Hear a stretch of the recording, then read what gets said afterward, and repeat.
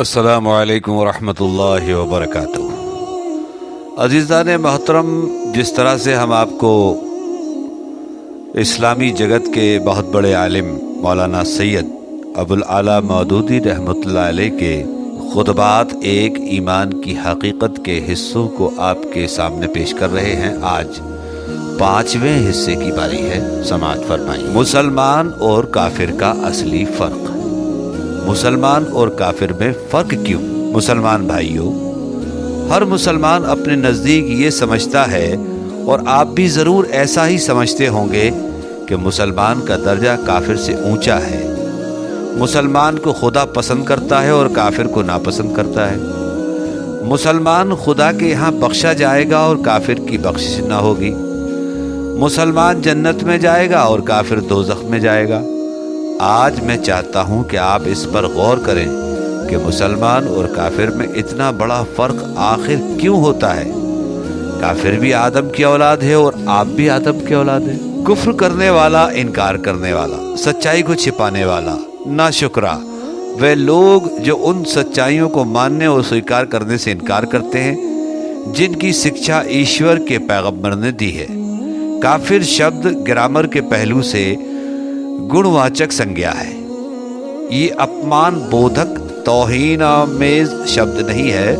कुरान में जहाँ भी ईश्वर और उसकी शिक्षाओं और उसके आदेशों का इनकार करने वाले के लिए काफिर शब्द इस्तेमाल हुआ है, तो उसका मकसद गाली, नफरत और निरादर तौहीन नहीं है, बल्कि उनके इनकार करने के सबब हकीकत बयान करने के लिए। ऐसा काफिर शब्द हिंदू का पर्यायवाची भी नहीं है, जैसा कि प्रोपेगेंडा किया जाता है। काफिर शब्द का लगभग पर्यायवाची शब्द नास्तिक है।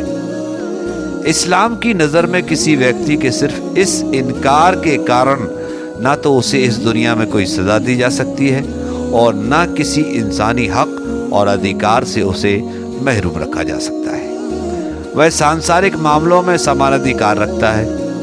हर धर्म में उस धर्म की बुनियादी धारणाओं एवं शिक्षाओं को मानने वालों और ना मानने वालों के लिए अलग अलग विशेष शब्द इस्तेमाल किए जाते हैं। जैसे हिंदू धर्म में उन लोगों के लिए नास्तिक, अनार्य, असभ्य, दस्यु और मलेच्छ शब्द इस्तेमाल हुए हैं, जो हिंदू धर्म के अनुयायी न। अब हम आते हैं हजरत के खुतबे के ऊपर।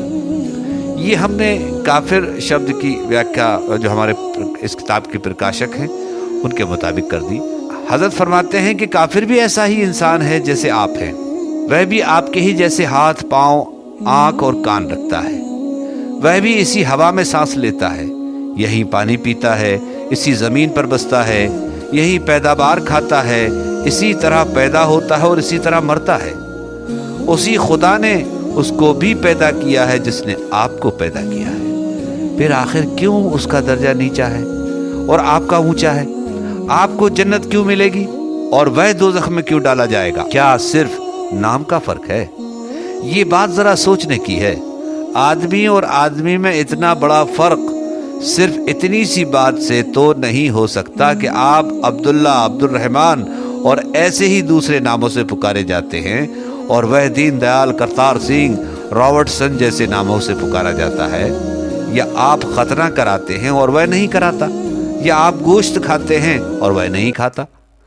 अल्लाह ताला जिसने तमाम इंसानों को पैदा किया है और जो सबका पालनहार है, ऐसी नाइंसाफी और जुल्म तो कभी कर ही नहीं सकता कि इन छोटी छोटी बातों पर अपने बंदों में फर्क करे और एक बंदे को जन्नत में भेजे और दूसरे को दोज़ख में पहुंचा दे। असली फर्क इस्लाम और कुफ्र में क्या है?